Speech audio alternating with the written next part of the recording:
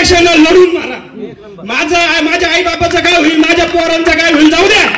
अरे कोण लक्षात ठेवत नाही, दावा झालं बुंदी खाऊन सगळे निघून जाता. अरे या भगवंता जेव्हा जाऊ ना मरून, एखाद्या मुलीला आपण वाचू, एखाद्या गरीबाला आपण वाचू ना, तो साईबाबा आपल्याला खूप मोठं स्थान देईल. रडून मरू नका, लढून मारा. मी एकटा असं समजू नका. मी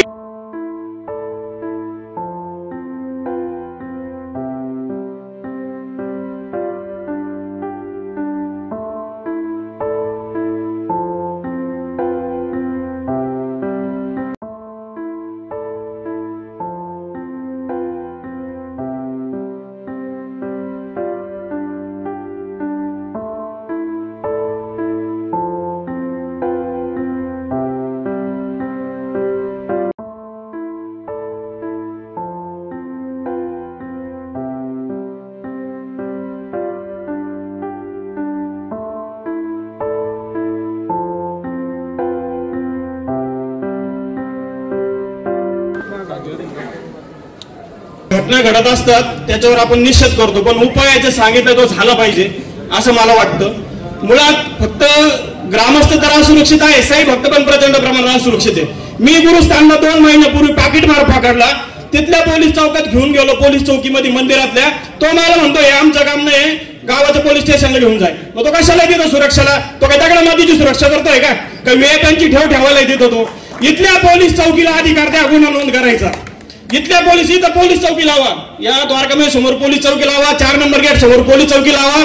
जो साहेब भक्तांना लुटतो आणि मारहाण करतो, पैसे दिले नाही साहेब भक्तांनी, तक्रार केली तर दुकानदारांना मारहाण करतात ना, त्या पोलिसांनी तक्रार नोंदून घ्या. किमान चॅप्टर केस करा, 10 बांधा त्याचे कागद काळे होऊ द्या, त्या दुकान मालकावर केस करा जो त्या पोरासाठी पुढे येतो त्यासाठी.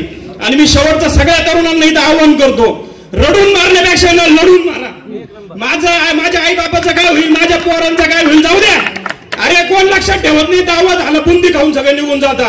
अरे या भगवंता जेव्हा जाऊ ना मरून, एखाद्या मुलीला आपण वाचू, एखाद्या गरीबाला आपण वाचू ना, तो साईबाबा आपल्याला खूप मोठं स्थान देईल. रडून मरू नका, लढून मारा. मी एकटा असं समजू नका. मी स्वतः त्या बस स्टँड समोर 3 पोरं एका म्हाताऱ्याच्या बोकांडी बसले, सोल्युशन पिनर आहे. अख्खा मार्केट तिथलं बस स्टँड समोरचं पाहत होतं. संस्थांच्या सिक्युरिटी मधून गंमत पाहत होता, कंपाऊंड मधून. मी गेलो त्याच्या पॅकेटात लाच घातली, त्या पोरांना हाकलून लावलं. आजूबाजू म्हणता भाऊ तुम्ही कशाला त्यांच्या नादी लागले.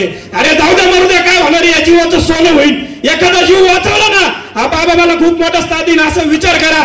घाबरू नका, मी एकट्या असं मानू नका. हिंमत दाखवा आणि हिंमत दाखवल्याशिवाय काही होणार नाही. आणि इथं पोलीस चौक्या बसवा. तो साहेब भक्तांना लुटतो, या संस्थांच्या पोलीस चौकीला अधिकार द्या गुन्हे दाखल करण्याचे आणि त्यांना या ठिकाणी नियंत्रण ठेवायला लावा. बाहेर काय वाटून ठेवलं अहो? तुम्ही गावामध्ये पोलीस चौकीने दिली, पोलीस अधिकाऱ्यांना मी 4 निवेदन दिले याच्यापूर्वी. आता जर पोलीस स्टेशन झालं नाही तर ग्रामस्थांच्या वतीने मोठं आंदोलन करण्यात येईल. काय केलंय तिथं? बस स्टँड समोर काय केलं तुम्ही? लॉकर काढून ठेवलं. पोलीस चौकी होती तिथं लॉकर करून ठेवलं. आता त्या ठिकाणी बस स्टँड मध्ये जर तुम्ही रात्री 2, 2:30, 3च्या सुमारास जर गेले, तिथं तुम्ही परिस्थिती बघा. अक्षरशः नशेखोर, वेश्या आणि अनेक लोक असतात तिथं रात्री झोपलेले. तिथं रात्री फिरताना बघा. मी ज्यावेळेस रात्री प्रवास करतो त्यावेळेस मी तिथली परिस्थिती बघितलेली. एक ग्रामस्थ म्हणून माझी विनंती सगळ्यांना की शिर्डी शहरामध्ये 1000 रूमला शिर्डीच्या एंट्री घेताना राहत्याकडून आणि बस स्टँड समोर ही पोलीस चौकी झालीच पाहिजे. अचानक अशी घटना आपल्या शिर्डीमध्ये घडलेली आहे.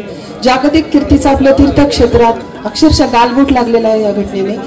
निरपराध 3 जणांचा तिहेरीचा हत्याकांड झालेला आहे. त्याच्यामध्ये जो निरपराधांचा जीव गेलेला आहे आणि साळी काका तिथं मृत्यूशी झुंज देत आहे. खरंच अतिशय वाईट घटना आहे. आणि असं आहे ना, ज्याचं जातं त्यालाच कळतं. आज आपण सगळे बोलतोय, ऐकतोय, पण त्या कुटुंबांवर जे बितलंय ना त्याची कल्पना, त्या दुःखाची कल्पना फक्त त्यांनाच आहे. आज त्या लेकराचं पितृछत्र हरपलेलं आहे. त्या 2 मातांसमोर त्यांच्या मुलांचा मृत्यू झालेला आहे. त्या 2 बहिणींचं जीवन उद्ध्वस्त झालं, त्यांचं कुटुंब उद्ध्वस्त झालं, त्यांचे सगळे संसाराचे स्वप्न त्यांचे उडून गेलेले आहेत. आणि आपल्यासारख्या एवढ्या मोठ्या म्हणजे प्रगतिशील गावामध्ये बाबांचं नाव आज जगामध्ये आहे. आज जिथून बाबा बघत असतील त्यांना सुद्धा हळहळ झाली असेल. आपण म्हणतो शिर्डी सजाचे लागतील पाय, टळती पाय सर्व त्यांचे. आज बाबांच्या शिर्डीमध्ये ही अशी अघटित घटना दुसऱ्यांदा घडलेली आहे आणि अतिशय खेदाची खरंच ही आहे. मला एकच प्रशासनाला एक विनंती आहे किंवा साईबाबा संस्थांना विनंती आहे की तुम्ही आता प्रत्येक रोडवर तुम्ही हे जे कॅमेरे लावलेले आहेत त्या कॅमेऱ्यामध्ये जर सगळं जे प्रक्षेपण होत आहे तर ते दिसत नाही का? मग ज्यावेळेस ती घटना घडत होती तर ती दिसायलाच पाहिजे होती आणि तिथपर्यंत त्यांनी पोहोचायलाच पाहिजे होतं. आमच्या पण रोडला तिथं जे कॅमेरे लावले आहेत तिथे इतके मुलं टार्गेटपणा करत असतात, रोडला हिंडत असतात, भांडत असतात, पण त्यांच्यावर कुठल्याही प्रकारची कारवाई झालेली नाही. खरंच ही खूप वाईट आहे. आणि हे जे नराधम आहेत की ज्यांनी निष्पाप जीवांचा निरपराध जीवांचा हत्या केलेली आहे त्यांना फाशीची शिक्षा झाली पाहिजे. त्यांना तर निदान त्या चौकामध्ये त्यांना देहदंड झाला पाहिजे, तर निदान त्या मृतात्म्यांना शांती तरी मिळेल असं झाल्यानंतर. ओम साईराम. 17 तारखेपासून मुलगी गायब झाली. आम्ही पोलीस प्रशासनाला दररोज सकाळी या जातो, दुपारी या जातो, संध्याकाळी या जातो, आपण पाहायला जाऊ. तो नंबर त्याचा ट्रॅक लागाना, कुठे काय त्याचा काही तपास लागाना.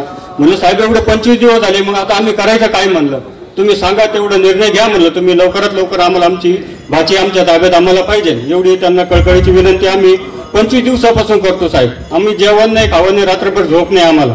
आम्ही सारख्या गणगण करून येऊ राहिलो.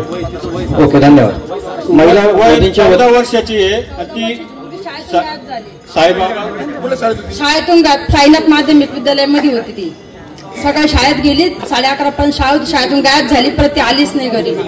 9वीच्या वर्गात शिकत होती ती. अंजली गणेश पुरी, कृपया नाव लिहून घ्या. चला, धन्यवाद. मी महिलांच्या वतीने विनंती करतो, सगळ्यांना हीच विनंती आहे माझी मुलगी 2 दिवसात माझ्यापर्यंत आणून द्यावा. तुम्हाला सांगेल की आमचं डिपार्टमेंट रोज गस्त घालतो. मी साकुरी शिव चौकात धंदा करतो. गस्ताची गाडी रात्री 9 वाजता येते, दुसरा राऊंड तिचा 10:30 वाजता होतो आणि 11:45 वाजता त्याच्यात काम करणारा होमगार्ड लेवलचा अधिकारी, होमगार्ड आहे तो, फक्त एकटाच गस्त घालतो आणि तो 11:45 वाजता घरी निघून जातो. माझं म्हणणं असं आहे की तुम्ही जी गस्ताची गाडी चालू केली ना ती 10:30 नंतर चालू करा, काही अडचण नाही. पण तिच्यामध्ये किमान 2 आणखीन पोलीस बळ त्याला द्या. आणि त्याला नुसती हायवेवरून चक्कर मारायला लावू नका, तर उपनगरात फिरायला लावा. आणि उपनगरात जर त्यांना काही संशयित असे 4-4 जण दिसले तर कमीत कमी गाडी थांबून त्यांना विचारा तुम्ही इथं काय करतायत. हा सगळ्यात महत्वाचा विषय आहे. धन्यवाद. विखे पाटील आणि खासदार डॉक्टर सुजय विखे पाटील यांच्या मार्गदर्शनाखाली एअरपोर्ट रोड लगत शिर्डी हद्दीत साईच्या ग्रुपच्या माध्यमातून रामनगरीचा भव्य प्रोजेक्ट. वैशिष्ट्ये: शिर्डी एअरपोर्ट रोड लगत बस स्टॉप, शाळा, बँक 5 मिनिटांच्या अंतरावर, ड्रेनेज व स्ट्रीट लाईट.